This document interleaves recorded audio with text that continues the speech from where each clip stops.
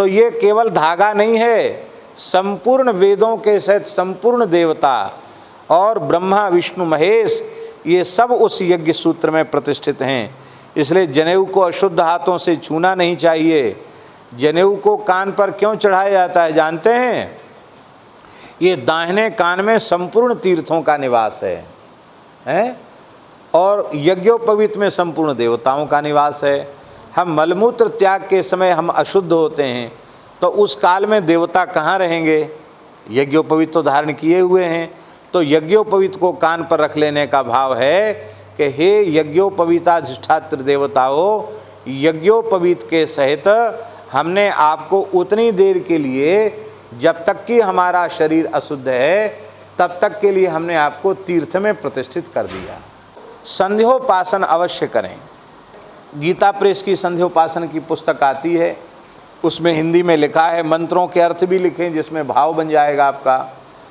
एक बार आचार्य जी इनको संध्योपासन की पुस्तक पढ़ा देना, और संक्षिप्त संध्योपासन जब तक कंठस्थ पूरा ना हो जाए तब तक संक्षिप्त संध्योपासन में आचमन, प्राणायाम, संकल्प और मुख्य मंत्र जो एक संध्या का है, प्रातः संध्या का, मध्याह्न सायं संध्या का, वो मंत्र आचमन का, और फिर सूर्यार्घ और एक माला गायत्री का जप।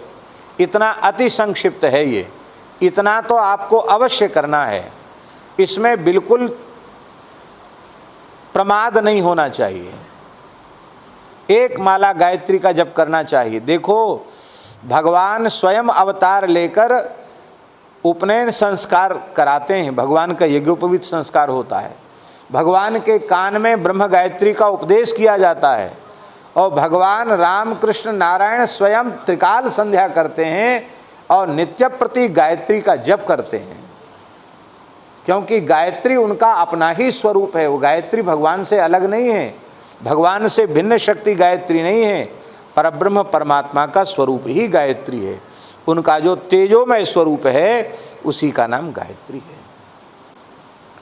तो इस प्रकार से अत्यंत श्रद्धा पूर्वक गायत्री मंत्र का जप करना, ये धागा नहीं है, इसमें संपूर्ण देवता विराजमान है।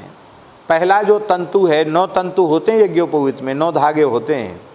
9 तंतुओं में सबसे पहला जो तंतु है उसमें वेदों का मूल जो प्रणव है वह विद्यमान है, ओंकार उसमें विराजमान है।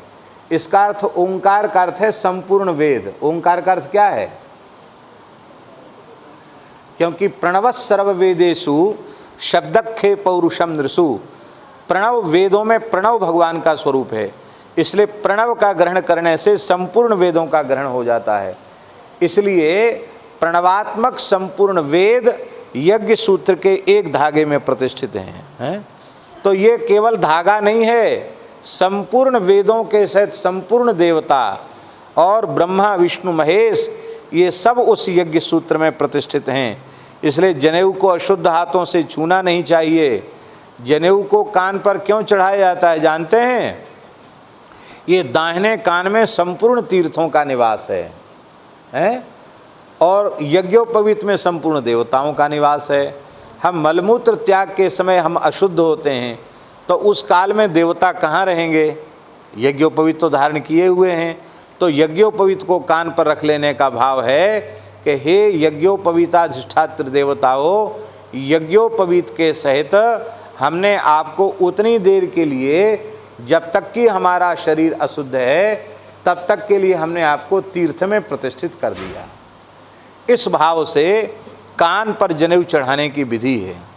और जब भूल हो जाए, कान पर यज्ञोपवीत बिना चढ़ाए मलमूत्र का त्याग हो जाए, तो जब तक दूसरा यज्ञोपवीत धारण न कर लें तब तक आप लोगों को पानी भी नहीं पीना चाहिए। समझे? दूसरा जनेऊ पहन लो तब पानी पियो, जब तक दूसरा जनेऊ न पहनो तब तक पानी न पियो। ऐसी निष्ठा रखना। यज्ञोपवीत कभी त्याग नहीं। सूतक आदि हो जाए तो पुनः परिवर्तन यज्ञोपवीत का करना। और संक्रांति है, ऋतु का परिवर्तन है, उन पर भी यज्ञोपवीत बदलना चाहिए। ग्रहण काल जब होता है तो ग्रहण काल के बाद, सूतक की निवृत्ति के बाद जनेऊ बदलना चाहिए। किसी मृतक के संस्कार में जाने के बाद यज्ञोपवीत बदलना चाहिए। तो ये आचार्य जी आपको बता ही देंगे कब कब आपको जनेऊ बदलना है।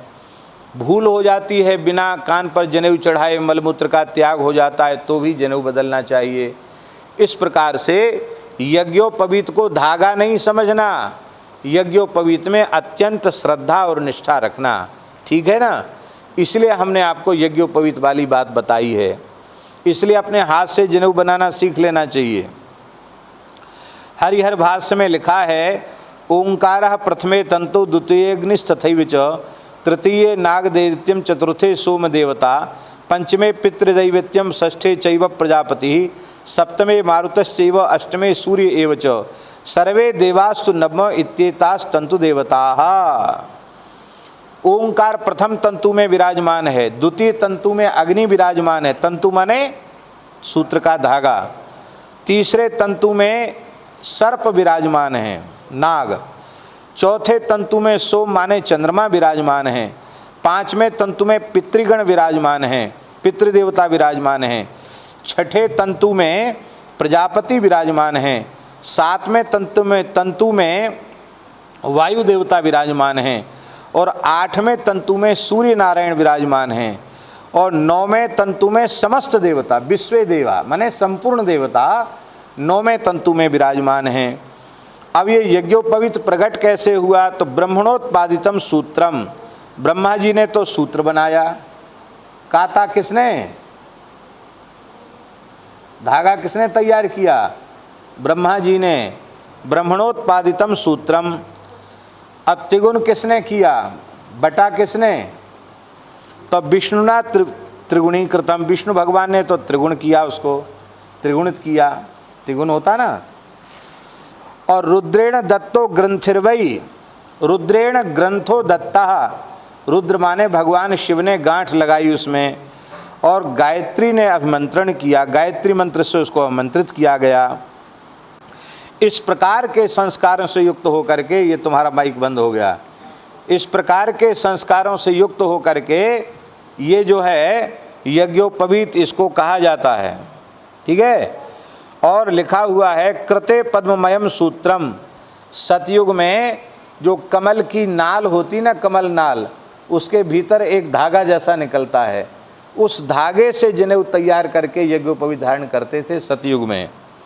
त्रेता में स्वर्ण का यज्ञोपवीत धारण करते थे, द्वापर में चांदी का यज्ञोपवीत धारण करते थे, चांदी के सूत्र बना करके, और कलयुग में कार्पास, कलौ कार्पास कोद्भवम, कार्पास संभवम, कलयुग में कार्पास, कार्पास माने सूती जनेऊ ही धारण करना चाहिए। इसका मतलब इन्हें बाजार से वो प्लास्टिक के आते हैं ना रेशमी के नाम पे, बहुत से लोग वो रेशमी के नाम पे पैरासूट के धागे के बने हुए, और एक सज्जन तो हमको मिले, बोले महाराज ये तो अशुद्ध ही नहीं होता है। हमने कहा अशुद्ध भी नहीं होता और कभी टूटता भी नहीं। बोले हाँ महाराज बहुत बरसों तक चल जाता है। लो, तो वो जनेऊ नहीं है, जनेऊ के नाम पर नाटक है। इसलिए सूती यज्ञोपवीत ही होना चाहिए, रेशमी फेशमी नहीं, समझे ना। सूती यज्ञोपवीत धारण करना और श्रावणी उपाकर्म अवश्य करना। श्रावण पूर्णिमा को जो उपाकर्म होता है द्विजातियों का, वो अवश्य करना। कितने भी व्यस्त हों, सरकारी नौकरी करते हों तो भी छुट्टी ले लें और श्रावणी पर्व पर उपाकर्म करके पुनः यज्ञोपवीत बदलना चाहिए। और उस दिन जो यज्ञोपवीत अभिमंत्रित करके प्रतिष्ठित किए जाते हैं, उन्हीं यज्ञोपवीतों को वर्ष पर्यंत धारण करना चाहिए, क्योंकि वो सब प्राण प्रतिष्ठित हैं।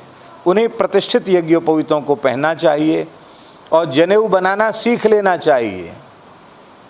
अपने हाथ से बना हुआ जनेऊ पहनने की महिमा ज़्यादा है। तो योगेंद्र जी को तो मैंने कहा है कि कुछ विद्यार्थी तो बनाते हैं, हमको बना के, हम तो इन्हीं का हाथ का बना पहनते हैं, बना के कितने ब्राह्मणों को देवेंद्र जी वृत्ति मिल जाएगी बढ़िया से, यदि जनेऊ बनाना सीख लें तो अच्छे यज्ञोपवीत मिले तो लोग दक्षिणा देने के लिए भी तैयार हैं।